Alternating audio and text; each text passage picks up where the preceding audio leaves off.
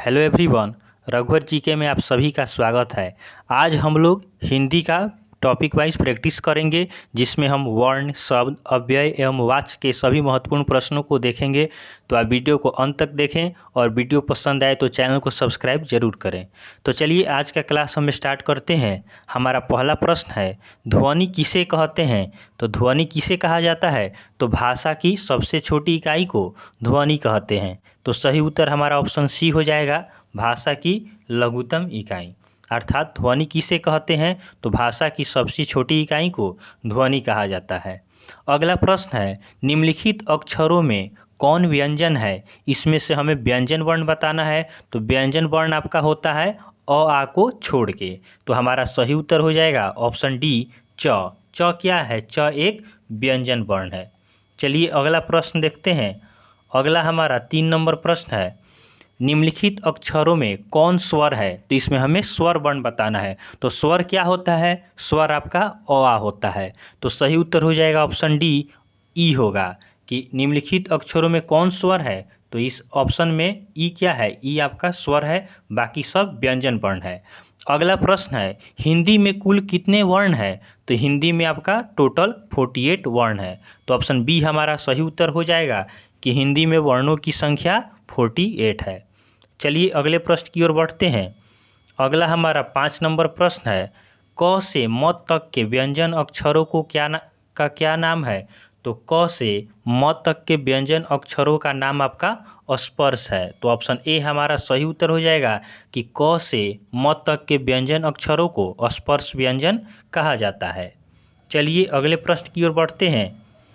अगला हमारा 6 नंबर प्रश्न है, य, र, ल, व को कौन व्यंजन कहते हैं?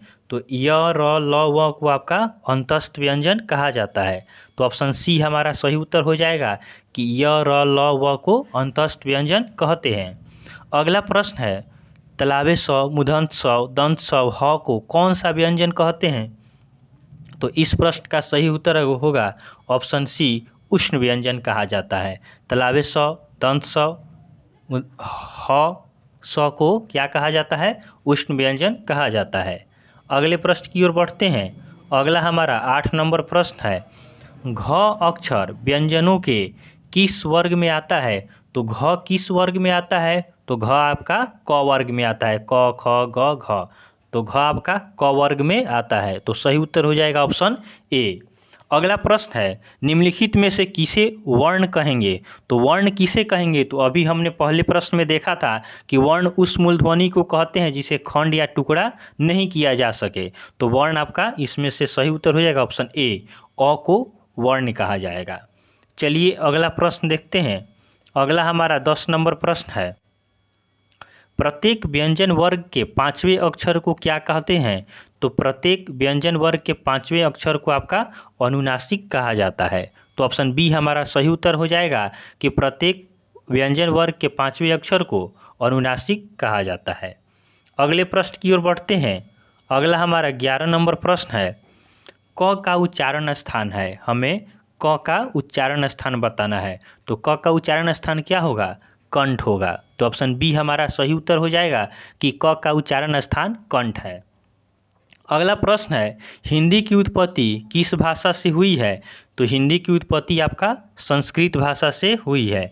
तो ऑप्शन सी हमारा सही उत्तर हो जाएगा कि हिंदी की उत्पत्ति संस्कृत भाषा से हुई है। अगला प्रश्न देखते हैं। अगला हमारा 13 नंबर प्रश्न है, न ध्वनि का उच्चारण स्थान है। तो न का उच्चारण स्थान बताना है। तो न का उच्चारण स्थान आपका हो जाएगा नासिका। न का उच्चारण हम नाक से करते हैं। अगला प्रश्न है, भाषा किसे कहते हैं? तो भाषा किसे कहा जाता है? तो विचारों को प्रकट करने के माध्यम को भाषा कहा जाता है। तो ऑप्शन सी हमारा सही उत्तर हो जाएगा कि विचारों को प्रकट करने के माध्यम को भाषा कहते हैं। चलिए अगला प्रश्न देखते हैं। अगला हमारा 15 नंबर प्रश्न है, हमारी राष्ट्रभाषा क्या है? तो हमारी राष्ट्रभाषा हिंदी है। तो यह प्रश्न आप जानते होंगे कि हमारी राष्ट्रभाषा क्या है? राष्ट्रभाषा हिंदी है। चलिए अगला प्रश्न देखते हैं।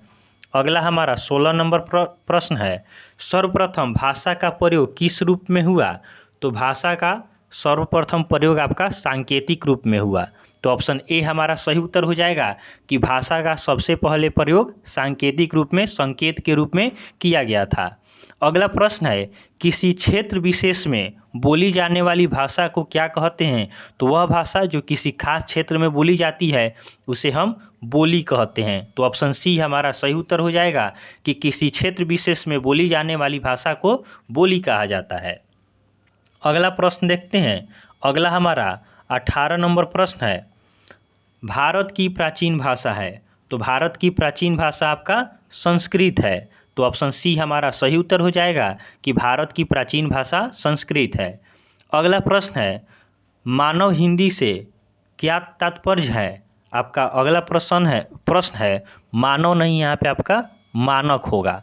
मानक हिंदी से क्या तात्पर्य है? तो मानक हिंदी का अर्थ होता है शिष्ट और सुशिक्षित लोगों की भाषा। तो ऑप्शन सी हमारा सही उत्तर हो जाएगा कि मानक हिंदी का क्या तात्पर्य है? तो मानक हिंदी का तात्पर्य शिष्ट और सुशिक्षित लोगों की भाषा से है। अगले प्रश्न की ओर बढ़ते हैं। अगला हमारा 20 नंबर प्रश्न है, संस्कृत भाषा का प्राचीनतम रूप कहाँ द्रष्टव्य होता है? तो इस प्रश्न का सही उत्तर होगा ऋग्वेद। ऋग्वेद में आपका संस्कृत भाषा का प्राचीनतम रूप द्रष्टव्य होता है। चलिए अगला प्रश्न देखते हैं। अगला हमारा 21 नंबर प्रश्न है, हिंदी भाषा किस लिपि में लिखी जाती है?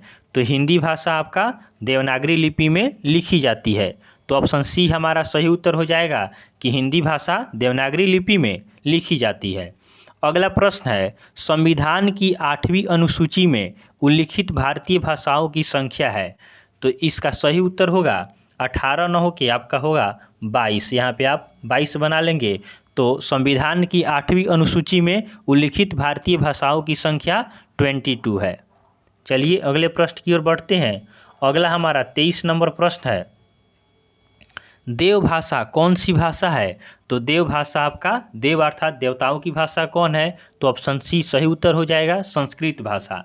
देव भाषा संस्कृत भाषा को कहा जाता है। अगला प्रश्न है, संस्कृत भाषा में कितने शब्द रूप हैं? तो संस्कृत भाषा में आपका 24 शब्द रूप हैं। तो ऑप्शन डी हमारा सही उत्तर हो जाएगा कि संस्कृत भाषा में शब्द रूप की संख्या 24 है। चलिए अगला प्रश्न देखते हैं। अगला हमारा 25 नंबर प्रश्न है, हिंदी कौन सी भाषा का शब्द है? तो हिंदी कौन सी भाषा का शब्द है? तो यह आपका फारसी भाषा का शब्द है। तो ऑप्शन बी हमारा सही उत्तर हो जाएगा कि हिंदी फारसी भाषा का शब्द है। चलिए अगला प्रश्न देखते हैं। अगला हमारा 26 नंबर प्रश्न है, निम्नलिखित में से कौन सी भाषा संस्कृत भाषा की अपभ्रंश है? तो इस प्रश्न का सही उत्तर होगा ऑप्शन डी पाली भाषा। पाली भाषा क्या है? यह संस्कृत भाषा का अपभ्रंश है। तो आप इसे याद रखेंगे। अगला प्रश्न है, श्रीलंका में कौन सी भाषा को मागधी कहा जाता है? तो श्रीलंका में आपका कौन सी भाषा को मागधी कहा जाता है? तो सही उत्तर होगा तो ऑप्शन सी पाली भाषा। श्रीलंका में पाली भाषा को आपका मागधी भाषा कहा जाता है। चलिए अगला प्रश्न देखते हैं। अगला हमारा 28 नंबर प्रश्न है, उपनिषदों की संख्या कितनी है? तो उपनिषदों की संख्या आपका 108 है। तो ऑप्शन बी हमारा सही उत्तर हो जाएगा कि उपनिषदों की संख्या 108 है। अगला प्रश्न है, वनों के उत्सव को यहाँ पे थोड़ा करेक्ट कीजिएगा। यहाँ पे होगा वर्णों, यहाँ पे होगा आपका वर्णों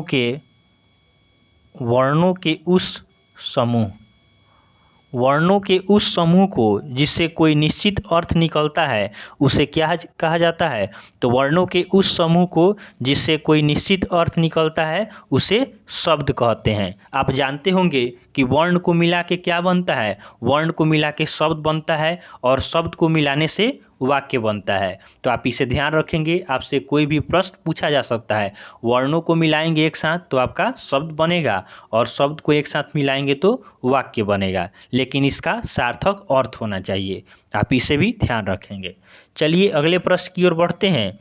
अगला हमारा 30 नंबर प्रश्न है, निम्नलिखित में से कौन सा शब्द तत्सम है? तो तत्सम शब्द कौन सा होता है? तो तत्सम आपका संस्कृत का शब्द होता है। तो हम इन ऑप्शन में से संस्कृत का शब्द चुनेंगे। तो चतुर्थ आपका संस्कृत का शब्द है। तो हमारा सही उत्तर हो जाएगा ऑप्शन सी चतुर्थ। निम्नलिखित में से कौन सा शब्द तत्सम है? तो तत्सम आपका चतुर्थ होगा। चतुर्थ क्या है? संस्कृत है। अगला प्रश्न देखते हैं। अगला हमारा 31 नंबर प्रश्न है।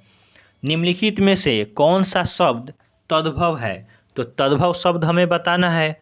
तो तद्भव शब्द क्या होता है? तद्भव शब्द आपका हिंदी शब्द होता है। तो इसमें से हिंदी शब्द कौन सा है? तो हिंदी शब्द आपका ऑप्शन डी हाथ है। तो आप इसे याद रखेंगे। तत्सम शब्द संस्कृत शब्द को तथा तद्भव शब्द हिंदी शब्द को कहा जाता है। अगला प्रश्न है। निम्नलिखित शब्दों में कौन सा शब्द योगरूढ़ है? तो योगरूढ़ शब्द कौन सा है? तो योगरूढ़ शब्द इसमें से होगा आपका लंबोदर। तो ऑप्शन बी सही उत्तर हो जाएगा कि योगरूढ़ शब्द लंबोदर है। लेकिन योगरूढ़ होता क्या है? तो योगरूढ़ शब्द वह होता है कि योगरूढ़ वे शब्द होते हैं जो अपना सामान्य अर्थ छोड़कर विशेष अर्थ बताते हैं। अर्थात लंबोदर है तो इसका अर्थ क्या होगा? लंबा है उदर जिसका। तो योगरूढ़ उस शब्द को कहते हैं जो अपना अर्थ छोड़कर अन्य अर्थ बताते हैं, उस शब्द का विशेष अर्थ बताते हैं। चलिए अगले प्रश्न की ओर बढ़ते हैं। अगला हमारा 33 नंबर प्रश्न है। निम्नलिखित शब्दों में से कौन सा शब्द देशज है? इसमें हमें देशज शब्द चुनना है। तो देशज शब्द इसमें चिड़िया हो जाएगा। तो ऑप्शन सी हमारा सही उत्तर होगा कि इन ऑप्शन में देशज शब्द कौन सा है? तो चिड़िया आपका देशज शब्द है। अगला प्रश्न है। निम्नलिखित में से रूढ़ शब्द कौन सा है? तो इसमें हमें रूढ़ शब्द बताना है। तो इसका सही उत्तर होगा ऑप्शन बी। तो फिर इसमें हम जानेंगे कि रूढ़ शब्द किसको कहते हैं। तो रूढ़ शब्द वे शब्द होते हैं जिनके खंड निरर्थक होता है।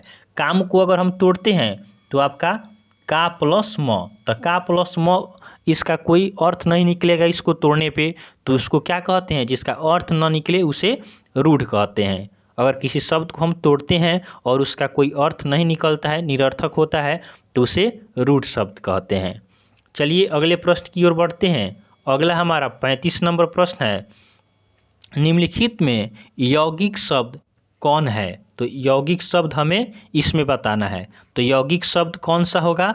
पाठशाला। अब यौगिक शब्द क्या होता है? तो यौगिक शब्द उस शब्द को कहते हैं जिसका क्या हो, जिसके खंड करने पर सार्थक अर्थ निकले।